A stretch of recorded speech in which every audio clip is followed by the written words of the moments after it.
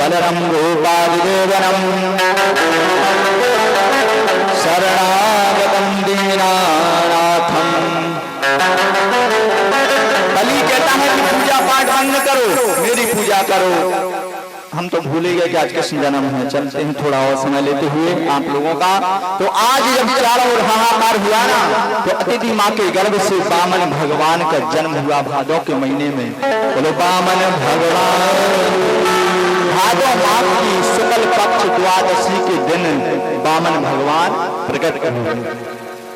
वामन भगवान भाई ना, तो बृहस्पति जी कर ले कि अब तुम्हारा जनेऊ संस्कार करा दो, कुछ पैसा टका दो।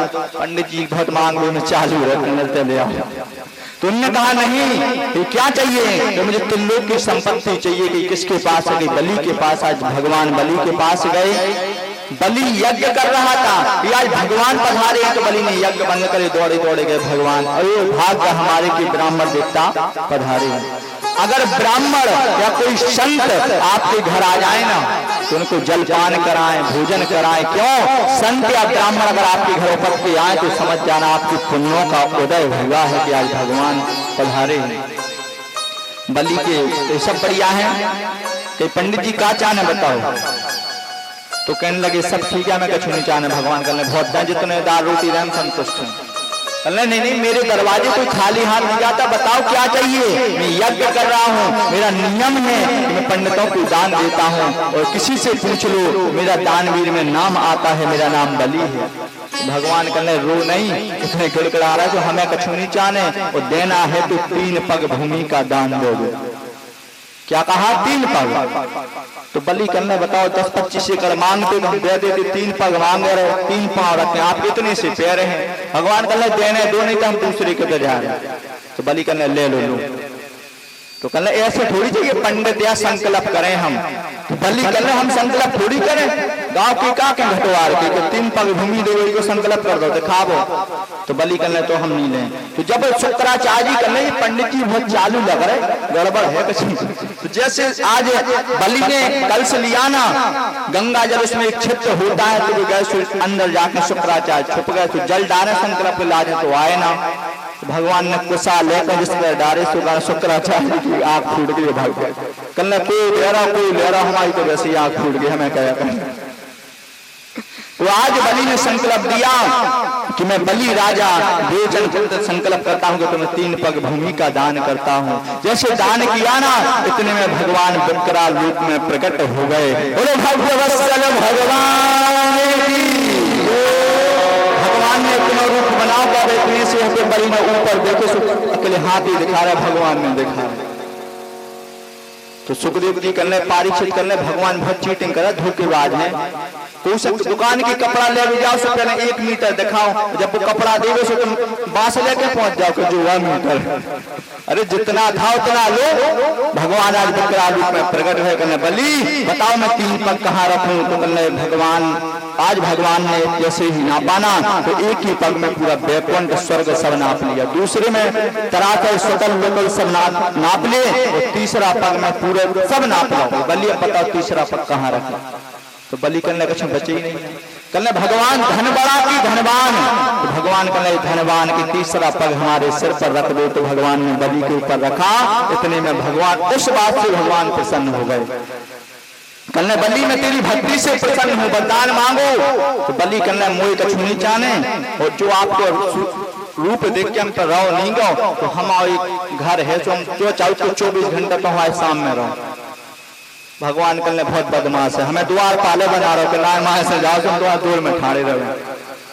भगवान ने कहा ठीक है तथास्तु। आज सुतर लोक का राजा बलि को बनाया, और भगवान जाकर द्वारपाल बन गए। और लक्ष्मी जी बैठी अच्छी साड़ी पहन के, जब हमारे पतिदेव आबाऊ अब 150 रुपया में मंजूरी कर रहे थे बलि देते काय। लक्ष्मी जी नहीं आई ना, तो नारद जी कहने अब नहीं आएंगे, तुम सब परेशान होते से सुतर लोक में नौकरी कर रहे द्वारपाल। लक्ष्मी जी कहने ऐसी बात थी। हाँ, तो लक्ष्मी जी को बताया कि बलि के यहाँ कोई बार बार बताया, तो समझाने के पास आज गए। लक्ष्मी जी जंगल में बैठ कर रोने लगी। बलि निकले गई, काय बहन काय रो रही? रक्षाबंधन आ रहा हमारे, तो कोई भैया हो तो राखी बांध दे।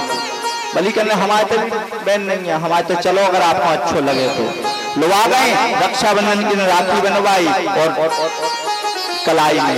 रक्षाबंधन का मतलब होता है कि जब बहन भाई को राखी बांधती ना, तो बहन जब आरती उतारती ना, तो बहन कहती भैया अगर तुम्हें मौत आए ना तो हमारी उम्र तुम्हें लग जाए, तुम्हारी अला बला सब हमें लग जाए, हमारा भैया सही सलामत रहे।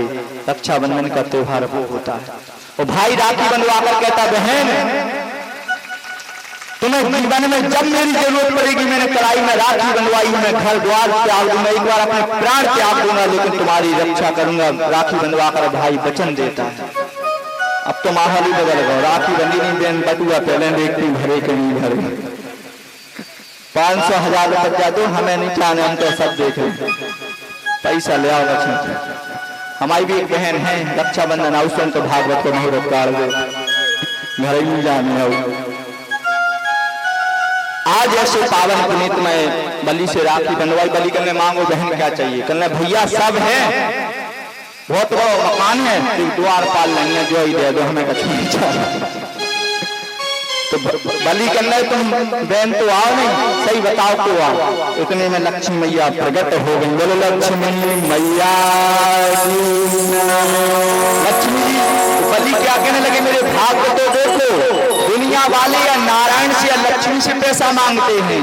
जब नारायण आए तो मैंने नारायण को त्रिलोकी का दान कर दिया, और जब लक्ष्मी मेरे दरवाजे आए तो मैंने नारायण का लक्ष्मी को दान कर दिया। मेरा तो जीवन ही धन्य हो गया। आज बलि का नाम स्वर्ण अक्षरों में शास्त्रों में लिखा गया। बलि जैसा दानी सृष्टि में नहीं हुआ है। जीवन में दान हमें जरूर देना चाहिए, अन्नदान हो, वस्त्र दान हो। कहते हैं कि जीवन में अन्नदान करो ना, तो मरने के बाद जब आदमी मरता तो आपन करके आज जो मर गो सो कल वैकुंठ पहुंच गो, गलत। नरकों में बताया गया है कि मरने के बाद आत्मा को 13 महीने लगते हैं वैकुंठ पहुंचने में, 13 महीने, हाल ही नहीं पहुंच जाता, 13 महीने लगते हैं। जो आपने जीवन में अन्नदान किया है, गंगा जली के दिन आप ब्राह्मणों को भोजन कराते हो, उसका आपको 13 महीने में खाने में मिलता है। गंगा जली हो तो क्या क्या करके 13 पंडित तेल ले आओ, 14 बुलाओ, 20 बुलाओ, 9 बुलाओ, 13 क्यों? क्यों? आत्मा को 13 महीने लगते हैं वैकुंठ जाने के लिए। हर महीने में जो ब्राह्मण को खिलाया है वही तुम्हें मिलेगा। इस प्रकार से आज बलि ने योग नियोत राज्य किया, और आज यहाँ पर 8वां स्कंद समाप्त होता है, 9वां स्कंद होता है। इसमें 24 अध्याय है, 24 अध्याय है, जिसमें 12 में श्याम कथा है और 12 में राम कथा है। पहले राम सुन लो, राम की सुन लो, ठीक है ना? बोलो राम भगवान की। देखो आधा घंटा और लें, कथा पपन बधाइयां लाला खन बलबुआ दाने भैया घटवार का बलबुआ है कि आज लाला को जन्म है, सब आइयो, ठीक है ना? तो रसगुल्ला हमारे खराब नहीं जाए, सब प्रसाद लेके जाइयो, और आध घंटे में कथा की आरती कराएंगे, इसलिए कोऑपरेट करती हो। वृंदावन की 4 दिन हो गए आपसे जयकारा लगो, नाक कटवा हुआ जानते जो का सोचते बताओ, हमारे कभी सिपाही नहीं है, ऐसी जयकारा लगा, हमारी तो नाक बचा लो कम से कम। पर एक बात प्रेम के साथ बोले वृंदावन भक्त वत्सल भगवान की, ठाकुर जी महाराज की जय जय श्री राधे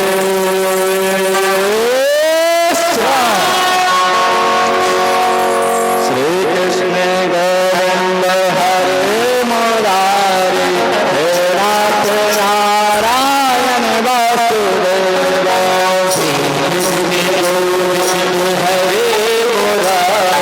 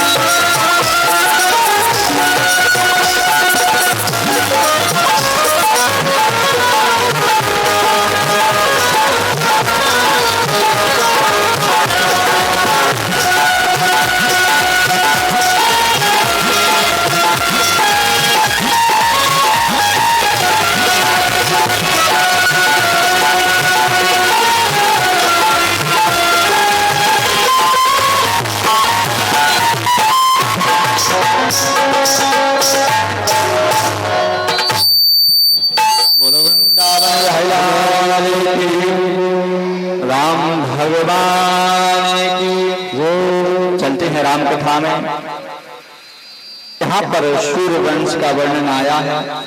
कहते हैं कि ब्रह्मा जी के एक पुत्र हुए। सबने कहा कि भागवत में 12 अध्याय में राम कथा क्यों आई। सुखदेव जी से परीक्षित कहने लगे, परीक्षित ने कहा कि एक आध पेज पे आ जाती 12 अध्याय में राम कथा क्यों कर दी। तो यहाँ पर सुखदेव जी ने कहा, राजन, राम कथा को अगर 100 साल में सुनाए ना तो 100 साल में पूरी नहीं कर सकते। इसे राम कथा को संपेक्ष में सूक्ष्म रूप में भागवत में आई है। आज ब्रह्मा जी के यहाँ पुत्र का जन्म हुआ, उनका नाम मरीचि रखा गया और इसी में कश्यप हुए।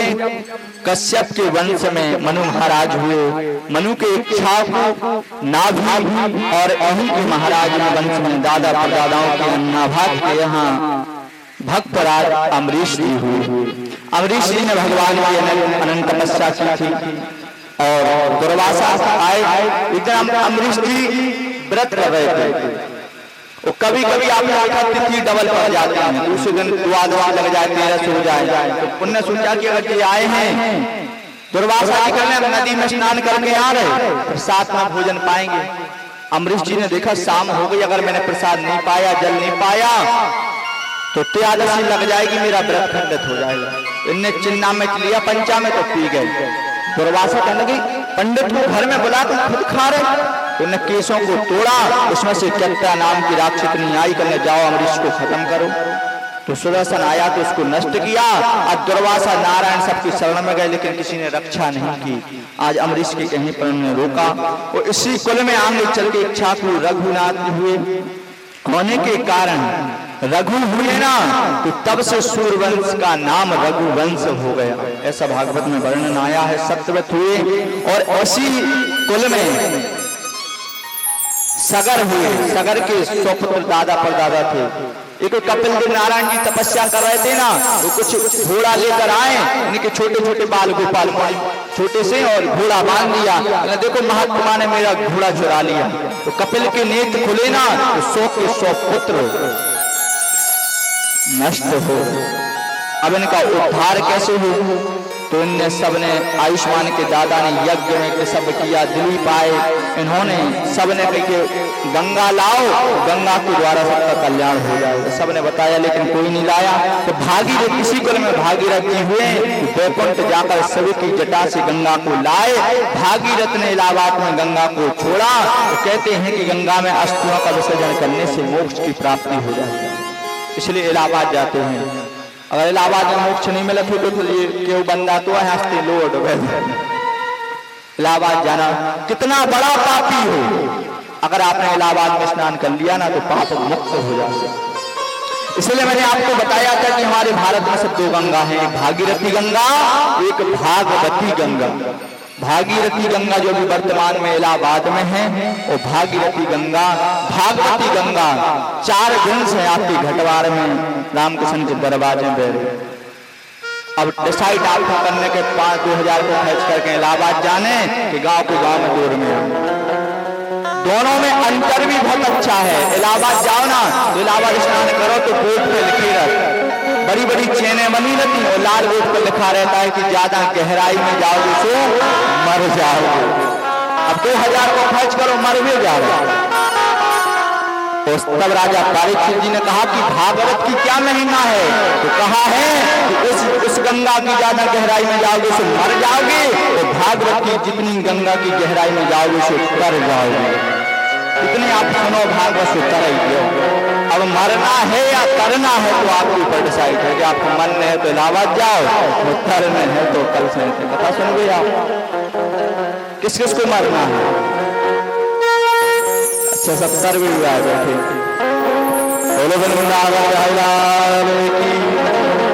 आज भागीरथ के द्वारा इन्होंने इसी कुल में दिलीप महाराज रघु हुए। रघु महाराज के वंशज में पुत्रों की बड़ी परेशानी थी। अज हुए, अज महाराज के इन्हीं कुल में अज के पुत्र दशरथ हुए। दशरथ क्या कोई संतान नहीं थी, इनको अयोध्या का राजा बनाया। इनकी 3 रानी हैं, कौशल्या, कैकेयी और सुमित्रा। मोनी मोड़ा एक नहीं, सब कमे के राजा तो बढ़िया है लेकिन संतान नहीं है। क्यों? संतान बिना घर घर नहीं लगता है। तो तब सबसे प्रश्न किया गया, तब वशिष्ठ ने यज्ञ करवाया, तो यज्ञ के कारण उसमें से खीर उत्पन्न हुई। तीनों रानियों को बंटवा दिया कि खीर खाओ से मोड़ी मोड़ा हो गए। जी के मोड़ी मोड़ा नहीं हो, तो चावल की खीर बनाओ और खाओ। आज जैसे खीर खाई ना, दो रानियों तो खा ली, सुमित्रा जी गई तो छत पे चलेंगे कि हम अकेले खें। तो जैसे भगवान को भोग लगा रहे थे ऐसे हाथ करके, तभी कौआ आया और दोना लेके आसमान में उड़ गया। अब जी कहने के चले गए प्रसाद, दौड़ी दौड़ी कि कुछ जूठन मूठन की बच्ची की हो गई, हमारी कौआ ले गो। तो जूठन का प्रसाद सुमित्रा ने खा लिया। लेकिन जहां पर अंजनी मैया एक पर्वत के नीचे शंकर भगवान का ध्यान कर रही थी कि भगवान हे भोलेनाथ, हे भोलेनाथ, उस कौआ ने चील ने सोचा कि हम प्रसाद को खा लेना। उसने मुंह खोला और मुंह खोलने के बाद वो खीर जाकर श्री अंजनी के हाथों में गिरी। ऐसा भागवत में प्रमाण है, 9वें स्कंद में 12वें अध्याय में प्रमाण आया है। तो अंजनी ने सोचा कि शंकर जी की तपस्या है, तो शंकर जी का प्रसाद है, प्रसाद समझ कर अंजनी जी खा गए। तो उसी प्रसाद को खाने से पावन पुनीतमय चैत मास की पावन पूर्णिमा तिथि के दिन सूर्य उदय के समय हनुमान जी का जन्म हो गया। बोलो हनुमान जी महाराज की। शास्त्रों में वर्णन है कि हनुमान जी राम के बड़े भाई हैं, ऐसा भागवत में बताया गया है। और आज यहाँ पर खीर खाने के बाद मोड़ी मोड़ी नहीं भाई, दशरथ जी कह रहे खीर की खीर खा गए रानी और संतान भाई नहीं।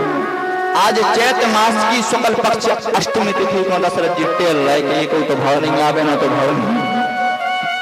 अब जब समय आया, कहते हैं कि समय समय की बात है, समय बड़ा बलवान। जब तक समय नहीं आया सो आप कुछ कर लो है, तो ये आदमी कहते कि जो हो जाए वो हो जाए। जब तक समय नहीं आएगा ना तो आप कितना कुछ कर लो, कुछ नहीं होगा। समय आएगा तो सब हो जाएगा। इस चैत मास की शुक्ल पक्ष 9वीं तिथि में आज दिन के ठीक 12 बजे चारों भैया का जन्म हो गया। बोलो राम भगवान की, ठाकुर जी महाराज की। भगवान चतुर्भुज में प्रकट हो गए। कौशल्या टेंशन में आजकल मोड़ी मोड़ा हो सोचने से होते हो, कितने बड़े कपड़ा पहने और 4 हाथ के प्रकट हो गए। हम तो भगवान से मोड़ी मोड़ा है मांग रहे थे, भगवान नहीं चाहे, भगवान का अच्छे नहीं लग रहा, हम अब 1000 चेंज करेंगे। कहीं नहीं आप बड़े हो, कोई आदमी क्या करे, इतना बड़ा मोड़ा, कोई बताओ मैं क्या करूं। राम जी कहने लगे, कहने ऐसा करो भगवान आप में जगत समाया है, आप इतने छोटे हो जाओ कि हमारी गोदी में समा जाओ।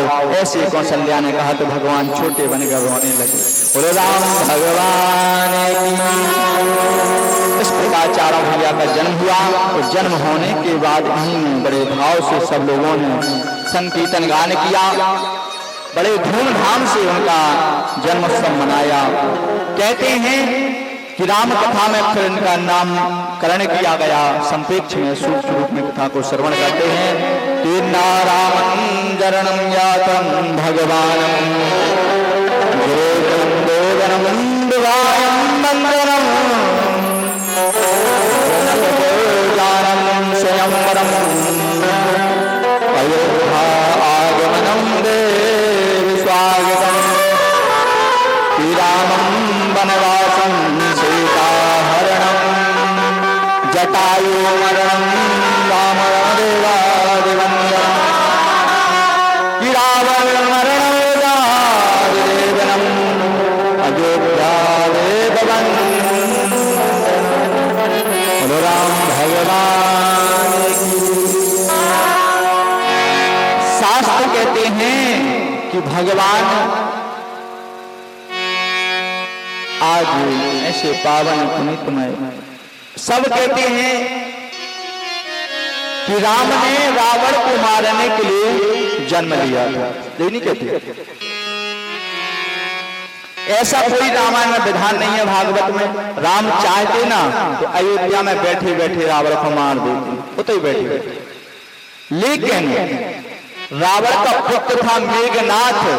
मेघनाथ ने ब्रह्मा से वरदान मांगा था, ब्रह्मा जी मुझे वरदान दो, जो अपनी स्त्री को 12 साल छुएगा नहीं, तो 12 साल तक सोएगा नहीं, वो आदमी मुझे मार पाएगा, अन्यथा कोई सृष्टि में मुझे नहीं मार पाएगा। ब्रह्मा जी से मेघनाथ ने वरदान मांगा था। इसके लिए ब्रह्मा जी को आज राम को वनवास जाना पड़ा। और जब सब राम जी को छोड़ के गए ना, जब उन्हें वनवास हुआ, पूरे गांव गए तो अयोध्या इतने तक छोड़ गए। राम कहने आज नहीं जा रहे हम वन छोड़ के, आज तक सब सो लो। तो पूरे गांव के सो गए और राम भगवान सो गए। रात के 4 बजे उठे राम जी, लक्ष्मण जी जग रहे थे, सीता को हाथ पकड़ा और राम रात के 4 बजे उठ के चले गए। जब गांव वाले सुबह उठे ना तो वहां राम नहीं मिले। वो राम का पीछा नहीं छोड़ रहे थे। तब लक्ष्मण ने शपथ ली कि मैं जब तक 14 साल का वनवास नहीं होगा ना, मैं सोऊंगा नहीं, राम भैया सोएंगे, हम जगेंगे।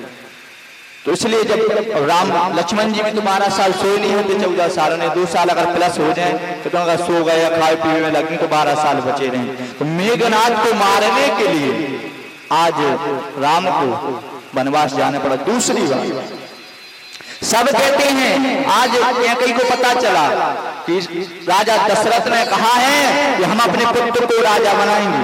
तो क्या कई करने राम दशरथ जी थे, आओ ठीक है आप राजा बना रहे, अच्छी बात है, लेकिन क्या अपने पुत्र को झूठा नकली मुकुट पहनाओगे क्या?